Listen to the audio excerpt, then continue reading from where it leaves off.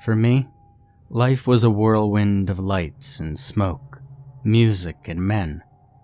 I lived in a beaten-up shanty close to North Edsa, crammed in a closet-like room with a bunch of other women. We slept on mats on the dirt floor and shared the space with mange-infested dogs, flea-bitten cats, and cockroaches. My wardrobe consisted mostly of skimpy skirts, top tanks, and the cheapest high heels you could buy. After a hard night at the bars of dancing and exposing myself, sometimes spending time in the back room with a heavily drunk man, and my eyes like a dead fish staring at the ceiling, I earned enough cash to go to the thrift shop. The weather in Manila had become chilly at night, and I needed a sweater.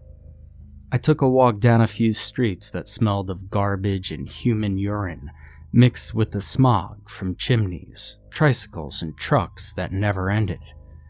It wasn't long before I found a street lined with secondhand clothes, undoubtedly from American charities, but somehow grabbed by greedy merchants looking to make a few extra pesos.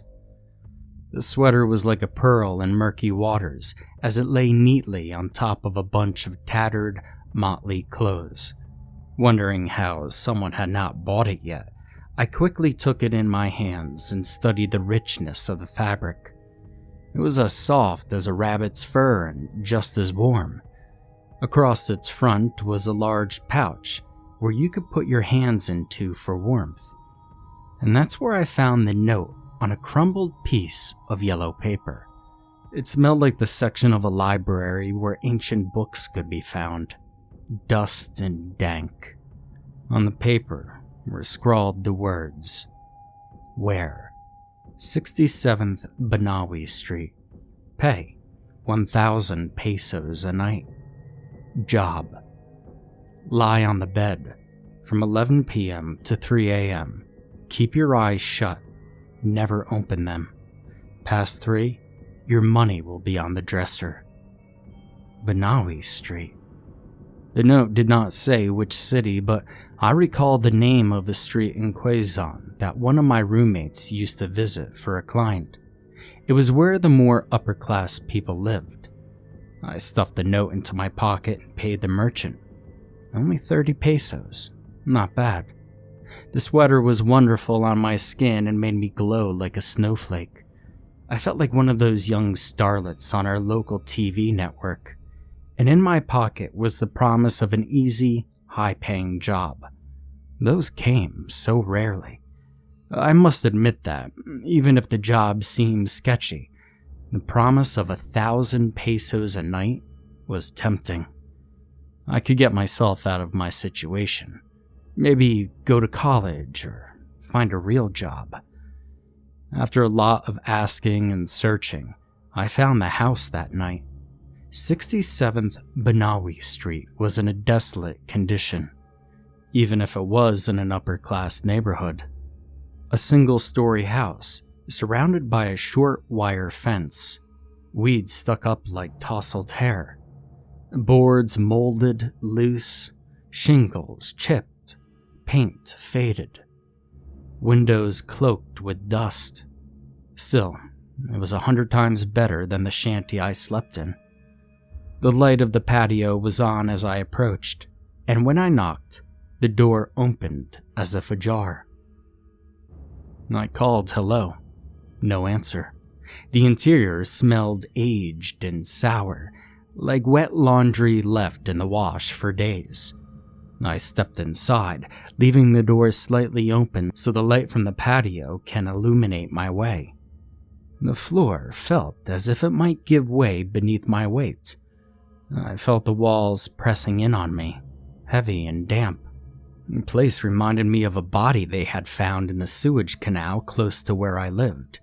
Bloated and bruised, deteriorated. I passed the dark living room. There was a TV, a battered couch, a coffee table with an ashtray and some empty cans. The room reeked of cat urine and dried feces. No one there. I attempted to turn on some light switches, but I found them useless. I turned away and headed down a hallway, noticing a pale light glowing beneath a closed door. I called again. Absolute silence. I clasped the handle and pushed, ignoring the greasy residue it left on my palm. I found a single bed covered in drab sheets, one dresser beside it with a digital clock. It illuminated time strongly through the darkness. 10:50 p.m. Feeling disturbed, I might have turned away. The house was empty. I admit, I thought the job was going to be another man looking for a quick fix. But now I was curious. It didn't seem that way, and the uncertainty of it unnerved me. But still, 1,000 pesos was too good to pass. I needed to find out if it were true. I lay on the bed with the note in my hands, facing the glow of the clock. 10:54. I listened. The house made no sound, muffled as if my hand lay over it. I felt afraid, but excited. 10:56. My heart throbbed from my chest, through my throat, in my head, and I imagined the ticking of the clock tried to match my heart with its beat. 10:59. I shut my eyes, and I waited. 11 came. I knew with my eyes closed because the change in the atmosphere was immediate. I was not alone. My eyes were shut, yet I felt it, so close to my face, the minute hairs on my forehead tingled. It breathed, tight, stressed, as if forced to breathe only from its nose. I felt the air warm the area just above my lips. I smelled it, a sour smell like pickled gums. And there was something else, pungent, thick, sweet, the smell of blood. I resisted the urge to gag. Seconds turned to minutes, and still the presence lingered against my face. My body suffered, paralyzed with fear. I felt every strained breath. In, out, slow, afraid. I felt the slightest itch on my body, prickles against my legs, bites up my thighs, behind my back and neck, sweat creeping, crawling, brushing upturned hairs and begging me to scratch and move. But I didn't. My bones ached, my muscles wept, my heart struggled like a sparrow caught in someone's hands. The presence continued its steady closeness to my face. My forehead glinted with sweat and now began to throb. My nose pricked, twitched. I wondered if it saw that. Even my eyelids sweated, my eyes behind them stiff, shot, and scared, hiding behind lids like frightened children in a closet. And the smell relented. My lungs resisted its entry, asking me to turn my head away, escape from such a foul smell, and yet I could not. Every part of my body was frozen so long as that thing stared into my face. Never opened them. My hand still clutched the note. As long as I kept my eyes closed, I thought, nothing could happen to me. I analyzed the letter in my mind, repeated those 3 words. Never open them. Again, 10 times, uncountable times, steeling myself to start my next move. I breathed, a long inhale. Sourness and the sickly smell of blood swamped my lungs, and I gagged, coughed, and then I turned. I turned away into the bed, curled myself, fetal-like, eyes clamped shut like vices. And when I relaxed, I felt it. It was still there, a hair's width away from my face. It was hovering, floating, How could the thing have moved with me? I did not feel any weight on the bed during the transition, any sign to suggest that it had crawled over me, moved beside me, refocused itself against my face. I allowed a few minutes to pass before I tried again. I moved, slowly, deliberately, sensing it against my face, and it moved with mine, smoothly, soundlessly, until I was completely on my back, my face, eyes shut, staring straight up. The thing looked down upon me relentlessly. I grimaced, knit my brows, sweated. I wanted to bat at it, but I could not. I was too afraid. All I could clutch onto was the promise that this could end. And I waited, and I ached, sweated, prayed, but it stayed with me. Always there. I could not sleep. 3 a.m. The digital clock alarmed, and just like that, I was released. The thing that had looked at my face for 4 hours was gone.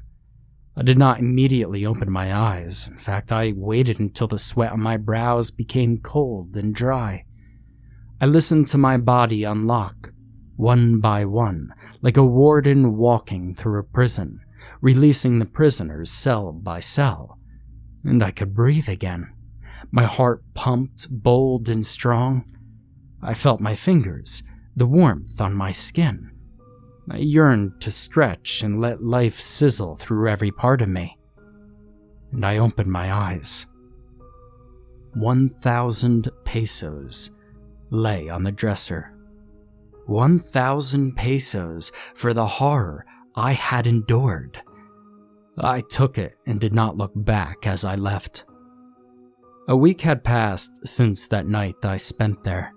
Although my money was gone now, spent over things I can't even remember. The memories from that night had not. Not a moment went by where I wasn't thinking of the thing that had breathed so close to my face. Could I have been imagining it? Perhaps my fears had been so strong, my mind had created something to justify it. But my senses could not have been tricking me. I smelled it. Blood and sour rank. I felt it, the warm breath on my face. And who had left the money? What was the presence I felt? And the question that caused me the most dread? What would have happened if I opened my eyes? My return to the house was no longer just for money, but answers. The evening I returned, I noticed that nothing had changed. The only difference from the first time I had been there were the bed sheets, still crumpled from my use. The effervescent light from the clock was resolute, like a statue's stern gaze, almost punishing, as I lay on the bed. Just a few seconds before 11 p.m., I shut my eyes. The thing appeared close to my face exactly on the second. This time my fears were replaced by a studious curiosity. I noticed that right before it arrived, I did not sense anyone walk into the room. Its appearance was fluid, soundless, as if it had materialized from thin air. The thick smell of blood and sourness were consistent with the first time. I turned my head slowly left and right, and every movement was mirrored perfectly by it. Like studying yourself in a mirror, your reflection so close to your face you could fog it with the breath from your nostrils. I dared to do the one thing I had not the last time I was here. I brought my hands up to my face, cautiously, feeling my bones creak beneath the tense muscle and cold skin, the sweat building on my frightened palm and fingers. As my hands reached close, they stopped, protested, hesitated, My heart banged like wild mice in a cage. I grimaced, summoning all my courage, eyes sweating behind the lids, temples pounding. My hands moved again. The unseen presence continued its breathing steadily, undaunted and unmoving. My fingers touched something. I stopped. Every part of my body froze. I could not breathe. The blood on my face swelled as I choked on fear. The breathing from the thing changed. It grew raspy, excited. Its putrid breath hit my face more powerfully. I could not tell my fingers to move. They stayed where they were, paralyzed, touching it. The length of time that passed after, well, I could not recall, my mind too swamped in fear. All I could remember was that, at least, the lockdown of my mind had subsided enough for my fingers to try and comprehend what it was touching. It was hair, sticky and cold. My heart banged. My fingers moved slightly. I felt the firmness of a scalp beneath the hair. The thing continued to breathe as if enthused, and somehow I managed to detach myself from the paralyzing terror of my body, and now I was moving my fingers like a puppeteer would do to his marionette. They followed the curve of the scalp, lowered until I felt skin. The skin felt torn and jagged, and the sticky fluid was thicker there. My fingers passed the broken skin, and now I was palpating what felt like flesh, the flesh of chopped beef parts in the market, sticky and soft. I lowered my hands. My heart thumped so hard, I thought I might die of heart failure. I was too scared to continue the investigation. It felt like I'd been touching a severed head. 3 a.m. Again, I waited until I was relaxed enough before opening my eyes. Like before, 1,000 pesos lay neatly on the dresser. My hands, still paralyzed from what they had felt earlier, were clean. I thought they might have been soaked in blood, but there was nothing. I ran from the house, terrified. Perhaps a ghost was haunting the building, and I promised never to return, no matter how much I needed the money. But that was a month ago. My roommates and I had taken a turn for the worst. Town officials were cracking down on business like the ones we worked at, and required to show proof that we were tested, just to make sure we weren't spreading any diseases. But lab tests require money. The bar managers I worked for were snapping up only those girls who could give them negative tests quickly, and space was limited. In spite of the fears that I felt, the promises I had made to never return, the need for money was greater. After all, hadn't nothing bad ever happened to me while I was there? 11 p.m. The demonic presence returned. I grimaced my eyes tight, determined not to let it scare me. I told myself the job was easy. Keep my eyes closed from 11 to 3, and I will be paid handsomely. I suppose I had gotten used to the presence for only a few hours into the night. I found myself fighting the urge to sleep. The rhythm of its breathing lulled me. In, out, in, out. Its sour, fetid breath mixed with the sickly, sweet smell of blood, perfuming me to sleep.